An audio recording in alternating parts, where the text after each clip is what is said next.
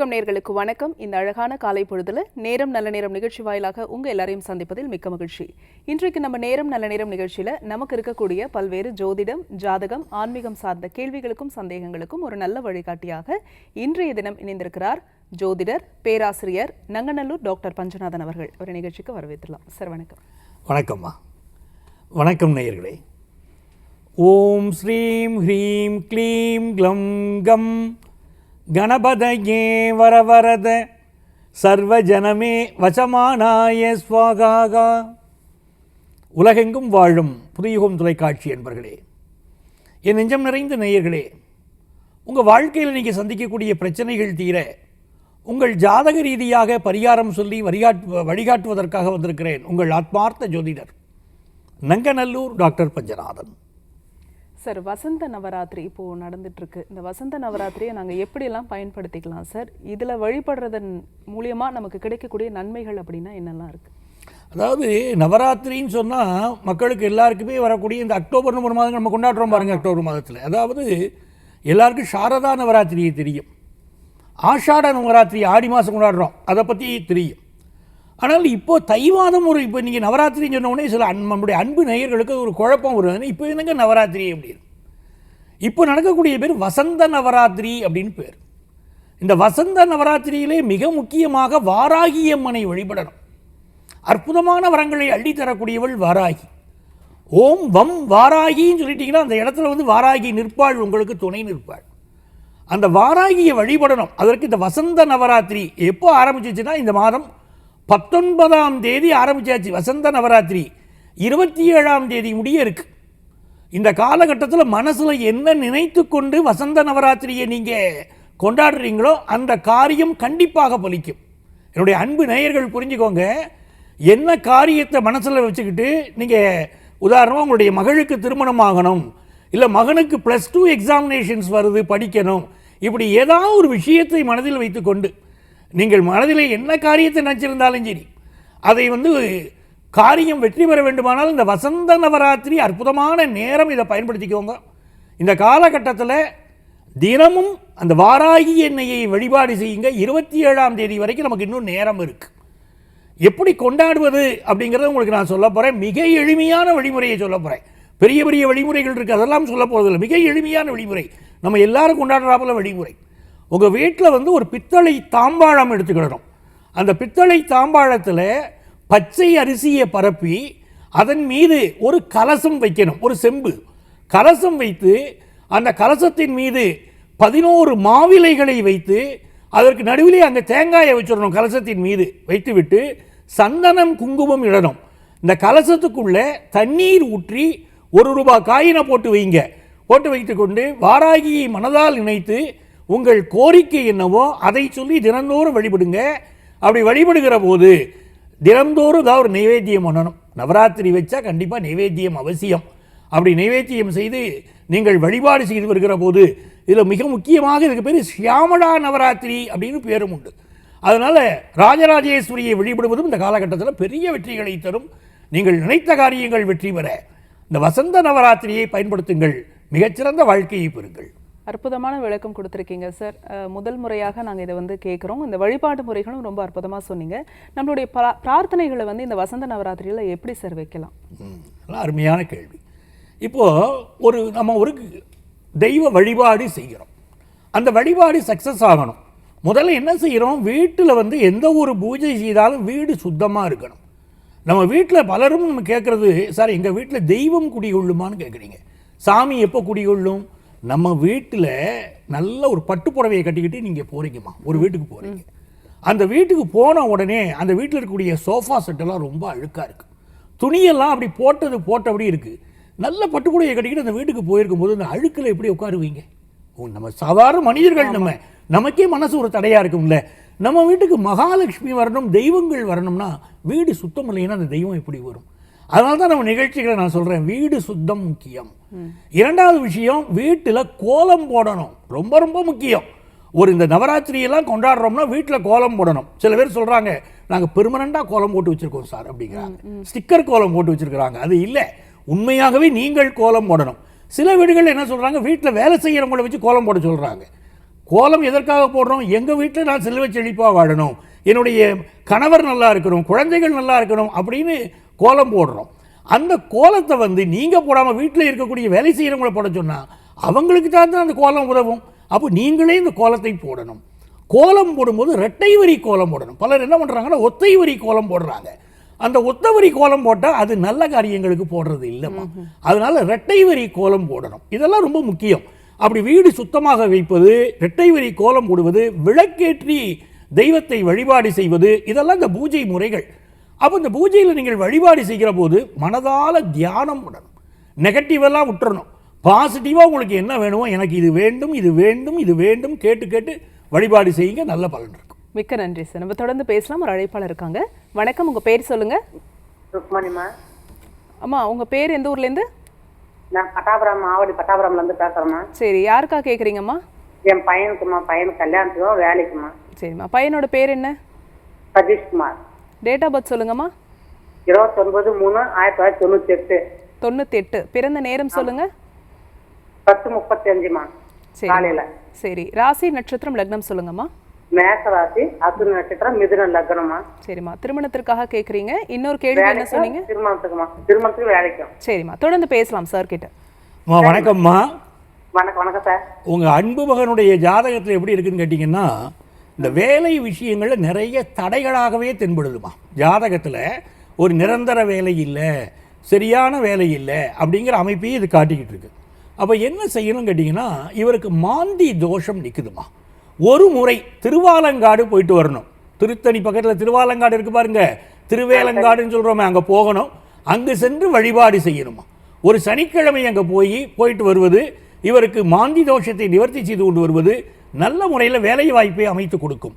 அதை போல வியாழக்கிழமை என்று பக்கத்தில் உள்ள கோயிலுக்கு இவர் ரெகுலராக போகணுமா. ஒவ்வொரு வியாழக்கிழமையும் போகணும். அப்படி வியாழக்கிழமைகளிலே அருகில் உள்ள சிவன் கோயிலுக்கு சென்று தீபம் ஏற்றி வழிபாடு செய்து கொண்டு வந்தால் இந்த 2026ஆம் ஆண்டில் நல்ல முறையில் கல்யாணமும் ஃபிக்ஸ் ஆயிருமா. வாழ்க்கை நல்லா இருக்கும். சார், இப்போ கவர்மெண்ட் இப்போ வேலை செஞ்சுருக்கேன் சார். அந்த வேலையை விட்டு பெங்களூர் போகிறேன்றான் சார். பெங்களூர் போகலாமான்னு கேட்குறீங்களாம்மா? எல்என்டிக்கு அப்புறம் வேலை செய்கிறான். அந்த வேலையை விட்டு வேறு வேலைக்கு போகிறேன்னு சொல்கிறான். சரிங்கம்மா, போகலாமான்னு கேட்குறீங்களா? ஆமாம் சார். சரிம்மா, நிச்சயமாக இவர் அந்த வேலையில் போய் ஜாயின் பண்ணுவாருமா. சரிங்களா? அது பெங்களூர்னு சொல்லிட்டீங்க பாருங்க, இவர் ஜாதகப்படி பெங்களூர்லேயோ ஹைதராபாத்லேயோ கண்டிப்பாக வேலைக்கு போவார்னு இருக்குது. அதனால் பெங்களூர் இவர் செல்வார், அந்த வேலையில் தாம்மா ஜாயின் பண்ணுவார். வாழ்த்துக்கள்மா. நன்றி மழைத்தமைக்கு. அடுத்த அழைப்பாளர் யாருன்னு பார்க்கலாம். வணக்கம், உங்கள் பேர் சொல்லுங்கள். இணைப்பில் இருக்கீங்க, தொடர்ந்து பேசலாம். உங்கள் பேர்? நேரம் நல்ல நேரம்ல இணைந்திருக்கீங்க. டிவி பார்க்காம ஃபோனில் பேசுங்க. உங்கள் பேர் சொல்லுங்கள், எந்த ஊர்லேருந்து கால் பண்ணியிருக்கீங்க? என் பேர் தமிழ்ச்செல்வி மேடம். சரிம்மா, யாருக்கா கேட்குறீங்க? திண்டுக்கல்ல சார். சரிம்மா, திண்டுக்கல்லேருந்து பேசுகிறீங்க. யாருக்கா கேட்குறீங்க? என் பையனுக்காக கேட்குறேன் மேடம், கல்யாணத்துக்காக. பையனோட பேர் சொல்லுங்கம்மா. Yuvraj madam. Yuvraj. Date of birth சொல்லுங்கள். 23/10/90. 90ல் பிறந்திருக்கிறாரு. பிறந்த நேரம் சொல்லுங்கள். மாலை 6:30. காலையில் மாலை 6:30. மாலை 6:30. ராசி நட்சத்திரம் லக்னம்மா? விருச்சிக ராசி, கேட்ட நட்சத்திரம், மேஷ லக்னம். சரிம்மா, என்ன கேள்வி கேட்குறீங்க? ஒரு பையனுக்கு திருமணம் தள்ளி போயிட்டே இருக்க, 35 வயசு தொடங்கி மேடம். சரிம்மா, கவலைப்படாதீங்க. வணக்கம் சார். வணக்கம்மா. வணக்கம் சார். திண்டுக்கல்லேருந்து பேசுகிறீங்களாம்மா? ஆமாங்க சார். கோட்டை மாரியம்மன் கோயிலுக்கெல்லாம் போவீங்களா? மாரியம்மனை வழிபாடு செய்வீங்களா? ஆமாங்க சார். ரொம்ப மகிழ்ச்சிம்மா. திண்டுக்கலுக்கு நான் வந்திருக்கேம்மா, சொற்பொழிவெல்லாம் பண்ணியிருக்கேன். திண்டுக்கல்ல ரொம்ப பிடித்த ஊர். அதாவது இந்த ஜாதகம் எப்படின்னு கேட்டிங்கன்னா, நம்ம தம்பி ஜாதகத்தில்மா குரு வலுவிழந்து உட்கார்ந்துருக்காருமா. குரு பகவானுடைய வலிமை குறைவாக இருக்கிறதுனால தாம்மா ஒரு நல்ல விஷயம் கூடி வர மாட்டேங்குது. 90ல் பிறந்திருக்கிறாரு. அப்போ எவ்வளவு ஒரு தடை நம்ம மனசுக்கு கஷ்டமாக இருக்கும், குடும்பத்தில் கல்யாணம் கூடி வரலையேன்னு. இப்போ என்ன செய்யணும்னா, நீங்கள் அபிராமி அந்தாதின்னு ஒரு ஸ்லோகம் இருக்குது பாருங்க. அந்த அபிராமி அந்தாதி படிக்கணும், தம்பி படிக்கணும், தினந்தோறும் படிச்சுக்கிட்டு வரணும். அப்படி படித்து கொண்டு வந்தால் 90 நாள் தான்மா கணக்கு. அபிராமி அந்தாதி ஒரு வீட்டில் விளக்கேற்றி வச்சுக்கிட்டு ஒரு 90 நாள் படித்தாலே நினைச்ச காரியம் நடந்துருமா. அப்படி ஒரு 90 நாள் அவர் அதை படிக்க சொல்லுங்க. இவருக்கு நல்ல முறையில் திருமணம் கூடி வந்துருமா. ஜாதகத்தில் குரு வலுவிழந்து இருக்கிறது. 90 நாட்கள் இதை நீங்கள் படித்தீங்கனாலே நல்ல முறையில் திருமணம் கைகூடி வரும். இதில் இன்னொரு விஷயம் என்ன கேட்டிங்கன்னா, இப்போ இந்த வசந்த நவராத்திரி நடக்குதுன்னு சொல்லியிருந்தோம் நிகழ்ச்சி ஆரம்பத்திலேயே அம்மா கேட்டிருந்தாங்க, அதுக்கு நம்ம சொல்லிட்டு இருந்தோம் வசந்த நவராத்திரி நடக்குது. அந்த நவராத்திரியிலேயே வழிபாடு செய்யலாமே. 27ஆம் தேதி வரைக்கும் நமக்கு நேரம் இருக்கு. கலசம் வச்சு வழிபாடு செய்யுங்க. மகனுக்கு இப்படி கல்யாணம் ஆகணும்னு வேண்டிக்கிடுங்க, நிச்சயமா கூடி வரும். வாழ்த்துக்கள். சார், இப்போ இந்த கணேச ஜெயந்தி அப்படின்னு சொல்றாங்க, இன்னைக்கு பிள்ளையாருக்கு விசேஷம் அப்படின்னு சொல்றாங்க. ஸோ அதை பத்தி சொல்லுங்க சார். அருமையான கேள்வி கேட்டிக்குமா. இன்றைக்கி மிக மிக முக்கியமான நாள் அன்பு நேயர்களே. இன்றைக்கி மிக மிக முக்கியமான நாள். இந்த நாளை தவறவிடக்கூடாது. இன்றைக்கி கணேச ஜெயந்தி. கணேச ஜெயந்தி அதை புரிஞ்சுக்கோங்க. எப்படி நம்ம பிள்ளையார் சதுர்த்தி அப்படின்னு நம்ம சொல்கிறோம். வருடத்திற்கு ஒரு முறை பிள்ளையார் சதுர்த்தி கொண்டாடுறோம் இல்லையா? அன்றைக்கு பிள்ளையார் சதுர்த்தி அப்படிங்கிறது பார்வதி தேவி, பூமிக்கு வந்த பார்வதி தேவியை மீண்டும் விநாயகப் பெருமான் அழைத்து கொண்டு செல்கிறார். அதற்குத்தான் பிள்ளையார் சதுர்த்தி. ஆனால் கணேச ஜெயந்தி என்பது பிள்ளையார் பிறந்த நாள். பார்வதி தேவி மஞ்சள் பிள்ளையாராக பிடித்து வைக்கிறாள். அப்படி பிள்ளையார் உருவான நாள் தான் இந்த கணேச ஜெயந்தி. அப்போ இந்த கணேச ஜெயந்திங்கிற இந்த நாளை வீட்டில் அவரவர் இல்லங்களிலே இன்றைக்கு விநாயகருக்கு பூஜை செய்து கொண்டாடணும். அந்த விநாயகரை எப்படின்னா மஞ்சளிலே விநாயகர் பிடித்து அந்த விநாயகருக்கு மஞ்சள் குங்குமம், சந்தனம் குங்குமம் இட்டு பிள்ளையாருடைய மந்திரங்கள் சொல்லி அவரை வழிபடலாம். என்ன மந்திரம்னா ஓம் கம் கணபதையே நமஹங்கிற மந்திரம் இருக்கு பாருங்க. இந்த ஒரே மந்திரத்தையே 108 முறை சொல்லி அட்சதையோ அல்லது பூக்களையோ போட்டு விநாயகர் இன்றைக்கு வழிபாடு செய்யலாம். விநாயகருக்கு ஏதாவது நைவேத்தியம் பண்ணணும் வீட்டில்.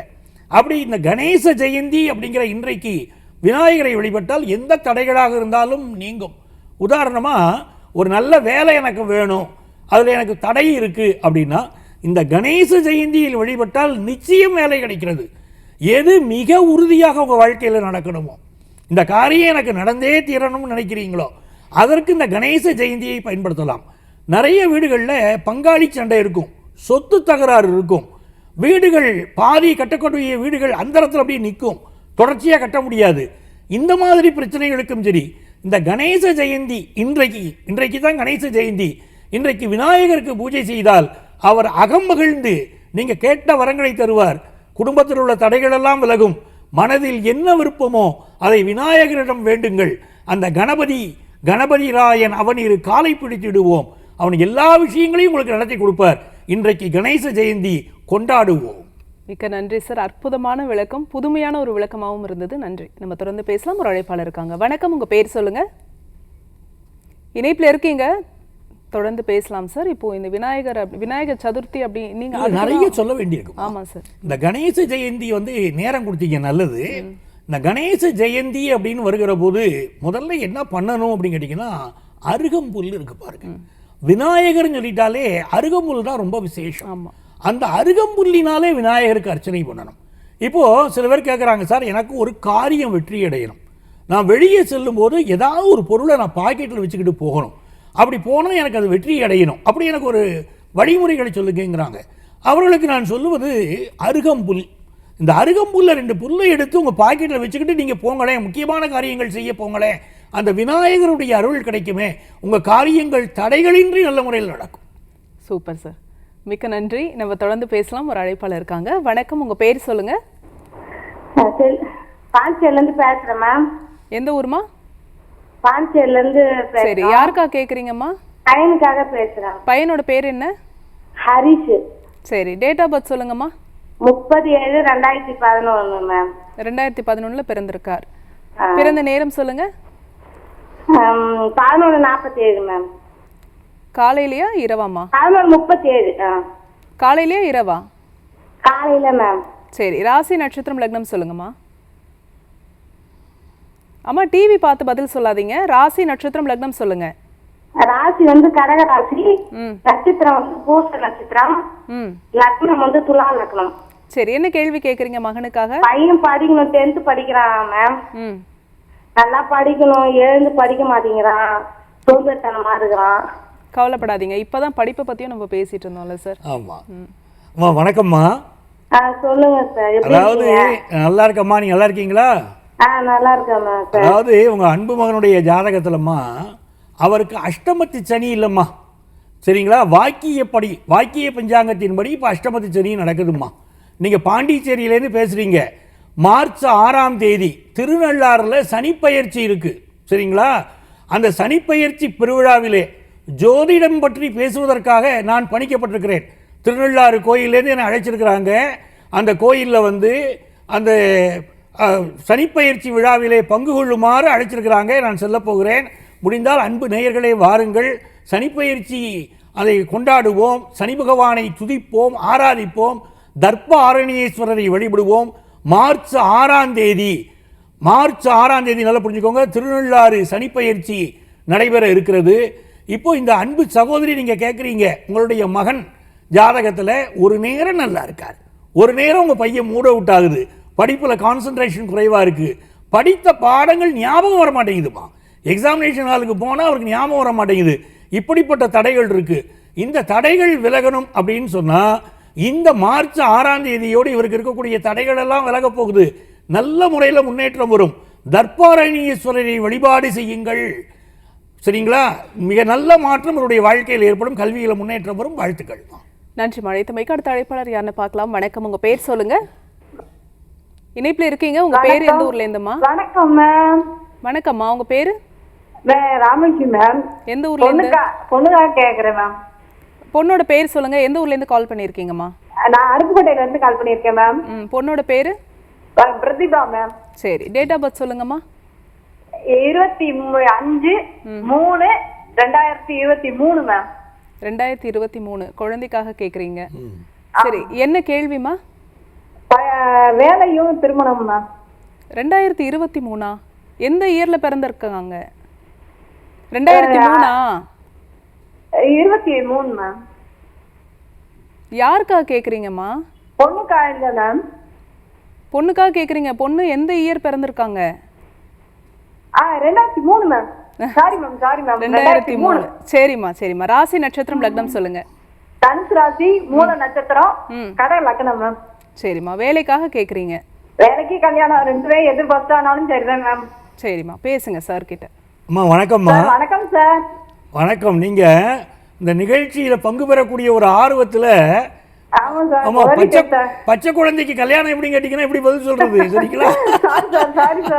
ஆமா, அதனால இப்போ இவங்களை பொறுத்த வரைக்கும் பார்த்தீங்கன்னாங்கம்மா, உங்க மகளுக்கு திருமணம்ங்கிறது இவங்களுடைய ஜாதகப்படி நல்ல நேரம் இந்த மார்ச் மாசத்துக்கு பிறகு கூடி வருதுமா. நல்ல முறையில் திருமணம் கூடி வருகிறது. கணவர் வந்து தெற்கு திசையிலிருந்து வருவாருமா, தெற்கு திசையிலிருந்து வருவார் அப்படின்னு இருக்கு. அந்த குடும்பம் வந்து வியாபாரம் தொடர்புடைய குடும்பமாக இருக்கும், சரிங்களா? இது நல்ல முன்னேற்றம் இவங்களுக்கு காத்துக்கிட்டு இருக்கு. இவங்க வேலையை பற்றி எல்லாம் கவலைப்படாதீங்க. இந்த ஜூன் மாதத்திலிருந்து நல்ல சூழ்நிலைகள் வருகிறது, வேலை இருக்கும், சம்பாத்தியம் கூடும், நல்லா இருப்பாங்க. அரசு வேலை வேணும் அப்படின்னா தாராளமா இவங்களுக்கு அரசு வேலை கிடைக்குமா. மத்திய மாநில அரசு வேலை கிடைக்கக்கூடிய யோகம் உள்ள ஜாதகம். அதனால இவங்க என்ன பண்ணணும்னா ஆதித்ய ஹிருதயம் ஸ்லோகம் சொல்லணும். ப்ரிப்பரேஷன் கம்மி தான் ஜாதகம் காட்டுது. நல்லா ப்ரிப்பேர் பண்ண சொல்லுங்க. அரசு தேர்வுகள் எழுத சொல்லுங்கம்மா, கிடைக்குமா. வாழ்த்துக்கள்மா. நன்றி மழைத்தமைக்கு. அடுத்த அழைப்பாளர் யாருன்னு பார்க்கலாம். வணக்கம், உங்க பேர் சொல்லுங்க. அம்மா, உங்க பேரு எந்த ஊர்ல இருந்து? என் பேரு அசோகராணி. சரிம்மா, எந்த ஊர்ல இருந்து? கோயம்புத்தூர்ல இருந்து பேசுறோங்க. யாருக்கா கேக்குறீங்கம்மா? எங்க பையனுக்கு பேசுறோம். பையனோட பேரு, டேட் ஆஃப் பர்த் சொல்லுங்கம்மா. பையனோட பேரு கபில்ராஜ். அம்மா ஒரு நிமிஷம்மா, பையனுடைய பேரை எனக்கு தெளிவா சொல்லுங்கம்மா. கவின்ராஜ். சரிம்மா, இப்போ சொல்லுங்கம்மா. கவின்ராஜ். சரி சரிம்மா, டேட் ஆஃப் பர்த் சொல்லுங்க. 1993. சரிம்மா, ஸ்பீக்கர்ல பேசுறீங்களா? ஸ்பீக்கர் கட் பண்ணிட்டு டைரக்டா பேசுங்கம்மா. பிறந்த நேரம் சொல்லுங்க. பிறந்த நேரம் சொல்லுங்க. சரி, ராசி நட்சத்திரம் லக்னம் சொல்லுங்க. ராசி மிதுன ராசி, நட்சத்திரம் நட்சத்திரம், லக்னம் துலாம். துலாம் லக்னம். என்ன கேள்வி கேக்குறீங்கம்மா? ரொம்ப கல்யாணம் இப்போ ரொம்ப வேலை வந்து 1 மாசம் 2 மாசம் வேலை. சரி, தொடர்ந்து பேசுங்க. அதாவதுமா, நீங்க சொன்ன இயர் ஆஃப் பர்த் எனக்கு புரியலையம்மா. 93 சார். 93 தானா? சரி. திருமணத்திற்காகவும் அதே மாதிரி வேலைக்காகவும் கேக்குறீங்க. சரி, அதாவது அன்பு நேயருக்கு, அதாவது பாருங்க, ஒரு செய்தி வருகிற போது கூட அதில் ஒரு ஆம்பிகுட்டி, ஒரு குழப்பம் வருதுன்னா அவங்க வாழ்க்கையில் நிறைய குழப்பம் இருக்குன்னு அர்த்தம். இதுதான் பிரச்சனைக்கு காரணம். அப்போ என்ன செய்யணும் அப்படின்னு கேட்டிங்கன்னா, பேரூர் சிவன் கோயிலுக்கு போகணும். பேரூர் சிவன் கோயிலுக்கு சென்று அங்கே இருக்கக்கூடிய பைரவரை வழிபாடு செய்யணும். இதை தொடர்ச்சியாக இவர் பைரவரை வழிபாடு செய்து கொண்டு வருகிற போது அற்புதமான பலன்கள் கிடைக்கும். முதல்ல தடைகள் விலகணுமா, ஒரு 3 மாத காலம் பைரவரை வழிபட்டு விட்டு பிறகு எங்களிடம் நேரடியாக ஜோதிட ஆலோசனைக்கு வாங்க. நிறைய தடைகள் இந்த ஜாதகத்தில் இருப்பதாக நான் உணர்கிறேன். ஆகவே நீங்கள் பைரவரை வழிபட்டு விட்டு நேரில் வந்து என்னை சந்தியுங்கள். இவர் வாழ்க்கைக்கு வழிகாட்ட நான் காத்திருக்கேன்மா. சார், தங்கம் விலை ஏறிக்கிட்டே இருக்குது, எதிர்பார்க்காத அளவுக்கு உயர்ந்துக்கிட்டே இருக்குது. ஜென்ரலாகவே விலை கம்மியாக இருக்கும் போதே நிறைய பேரெல்லாம் வாங்க முடியாமல் இருந்த சூழல்லாம் இருக்குது. இப்போ இவ்வளோ விலை உயர்ந்துகிட்டே இருக்குது. தங்கம்ன்ற பேர் கேட்கும் போதே ஒரு பயம் வருது. நாங்கள்லாம் வாங்கணும் அப்படின்னா அதுக்கு ஏதாவது வழிபாடு இருக்கா? நம்முடைய நிகழ்ச்சியில் 2025ஆம் ஆண்டு பிறக்கும்போதே நம்ம சொன்னோம், தங்கத்தின் விலை 1 லட்சம் ரூபாயை தொடும்னு தோற்றுச்சு. அடுத்து தங்கத்தின் விலை 2 லட்சம் ரூபாயை நோக்கி செல்லும். அது நடக்க போகுது. ஆகவே தங்கம் வாங்கி வச்சுக்கிறது தான் சரி. இன்னும் நாளுக்கு நாள் ரேட் ஏறிக்கிட்டு தான் போகும். அந்த அக்டோபர் மாதத்துடைய கடைசி நவம்பர் மாதத்தில் மட்டும் கொஞ்சம் ரேட் குறையும். திரும்பவும் தங்கத்தின் ரேட் கூடிடும். இந்த ஆண்டு நீங்கள் பார்க்கலாம். இப்படி நிறைய இருக்க தங்கம் வாங்கணுமா, வீட்டில் பெண்ணுக்கு திருமணம் பண்ணணும், இப்படி நிறைய விஷயங்கள் இருக்குது. தங்கம் வாங்கணும்னா அந்த இறைவனுடைய அனுக்கிரகம் தான் இனிமேல் நமக்கு வேணும் இல்லையா? அதற்கு ஒரு அற்புதமான தெய்வ வழிபாடு இருக்குது. அந்த தெய்வ வழிபாடு செய்வதற்குரிய நாளும் வருகிறது. அந்த நாள் என்னென்னா, நாளைய தினம் 23ஆம் தேதி வசந்த பஞ்சமி. மிக மிக முக்கியமான நாள். கேலண்டரில் போட்டிருப்பாங்க வசந்த பஞ்சமின்னு. அது என்னவோ நினச்சிட்டு போயிட்டு இருப்போம். அதுக்குரிய தாத்பரியம் புரியாமல் இருப்போம். நாளைக்கு வசந்த பஞ்சமி, வாராகியை வழிபடக்கூடிய நாள். அதே மாதிரி ராஜராஜேஸ்வரியை வழிபடக்கூடிய நாள். அப்படி வசந்த பஞ்சமி என்று நீங்கள் வாராகியை வழிபட்டு மரிக்கொழுந்து மாலை போடலாம், மரிக்கொழுந்து சமர்ப்பிக்கலாம், சக்கரவள்ளி கிழங்கை படைக்கலாம். படைத்து நாளைக்கு வாராகியை வழிபடணும். வசந்த பஞ்சமி நாளைய தினம். ஆகவே அப்போ எனக்கு தங்கம் நிறைய சேரணும் அப்படின்னு நீங்கள் பிரார்த்தனை செய்து கொண்டால் தங்கம் பெருகுவதற்குரிய அற்புதமான வழிபாடு செய்யக்கூடிய நாள் வசந்த பஞ்சமி. எப்படி அட்சய திருதியைன்னு சொல்கிறோமோ அதே மாதிரி வசந்த பஞ்சமி மிக உயர்ந்த நாள். இந்த நாளிலே கொஞ்சம் தங்கம் வாங்குவதும் சிறப்பு. வாங்க இயலாதவர்கள், நான் தங்கம் வாங்கணும், அந்த யோகம் எனக்கு வேணும் அப்படின்னு பிரார்த்தனை செய்து கொள்வதற்கு நாளைய தினம், அப்படி 23ஆம் தேதி வெள்ளிக்கிழமை வசந்த பஞ்சமி, அந்த நாளில் பிரார்த்தனை பண்ணுங்க, வாராகியிடம் வழிபடுங்கள். அடுத்த ஆண்டிற்குள்ளேயே நீங்கள் சொல்வீங்க, நிறைய நாங்கள் தங்கம் வாங்கிட்டோம், எப்படி வாங்கினோம் தெரியலங்க அப்படிம்பீங்க. அப்படி தங்கம் சேரும். அதே போல உங்களுடைய அன்பு பிள்ளைகள் படிப்பதற்கு நாளைய தினம் நீங்கள் பிரார்த்தனை செய்து கொண்டால் கல்வியிலே அவர்கள் நல்ல மதிப்பெண் பெறுவார்கள். அதை நீங்கள் செய்து பாருங்க, வெற்றி காணுங்க. மிக்க நன்றி சார். நிறைய விஷயம் நமக்கு என்ன எண்ணங்கள் ஈடேறதுக்கு தான் இன்றைக்கி நிறைய நம்ம பேசியிருக்கோம். இப்போ ஜென்ரலாகவே நீங்கள் பரிகாரமோ வழிபாடோ பொதுவாக தான் நம்ம நிகழ்ச்சியில் சொல்லியிருக்கோம். இப்போ ஜாதகம் சுய ஜாதகம்னு எடுத்துக்கும் போது அது மாறுபடுமா? அதே மாதிரி விதிப்படி தான் எல்லாம் நடக்கும் அப்படின்னு சொல்கிறாங்க. ஜாதகத்தில் நம்ம முறையான வழிபாடு செய்கிறதன் மூலியமா அதுலேருந்து நம்ம விடுபெறலாமா? ரொம்ப அற்புதமான கேள்விமா. அதாவது வகுத்தான் வகுத்த வகைகளால் கோடி கொடுத்தால் துய்த்தல் அரிது. சாமி என்ன எழுதியிருக்கானோ அதுதானே நடக்கும். அப்போ உங்களுடைய ஜாதகத்தை நீங்கள் பார்க்கணும். பொதுவாக ஒரு கோச்சார பலன்கள்னு பார்க்கறத விட அவரவர் ஜாதகத்தை பாருங்க தான் சொல்கிறோம். நேரில் பாருங்கள், உங்கள் ஜாதகத்தை பாருங்கள், என்ன தசா புத்தி அந்தரம் நடக்குது, அதன்படிதான் பலன்கள் நடக்கும். ஆகவே ஜாதகத்தை எடுத்துகிட்டு வரும்போது ஜாதகத்திற்கென்று பிரத்யேக பலன்கள் இருக்கும், அதற்குன்னு பரிகாரங்கள் இருக்கும். இப்போ நாங்கள் இங்கே சும்மா சொல்லிட்டு இருக்கிறதெல்லாம் பொதுவான பரிகாரங்கள். பொதுவான பரிகாரங்களே நல்ல வேலை செய்யுது, எங்களுக்கு காரியம் நடக்குது அப்படின்னு சொல்கிறாங்க. அதே நேரத்தில் நீங்கள் உங்கள் ஜாதகப்படி பரிகாரம் செய்தால் மிகச்சிறந்த பலன்கள் கிடைக்கும். அதற்கு ஜோதிட ஆலோசனை வழங்குவதற்கு நான் காத்திருக்கிறேன். சென்னையில் டி நகர்லையும் நங்கநல்லூர்லேயும் நம்ம ஆஃபீஸ் இருக்குது. நீங்கள் ப்ரியர் அப்பாயின்மெண்ட் வாங்கிட்டு நேராக என்ன சந்திக்கலாம். ஆன்லைன் கன்சல்டேஷனும் உண்டு. முறையான கட்டணம் செலுத்தி ஆலோசனை பெறலாம். உங்கள் வாழ்க்கைக்கு வழிகாட்ட காத்திருக்கிறேன். உங்கள் ஆத்மார்த்த ஜோதிடர் நங்கநல்லூர் டாக்டர் பஞ்சநாதன். இன்றைய நேரலையில் எங்களோட இணைந்து கொண்டமைக்கு மிக்க நன்றி சார். நன்றி. நேர்களை மீண்டும் மற்றொரு நிகழ்ச்சியில் நாங்கள் உங்களை சந்திக்கிறோம். அதுவரைக்கும் நன்றி, வணக்கம்.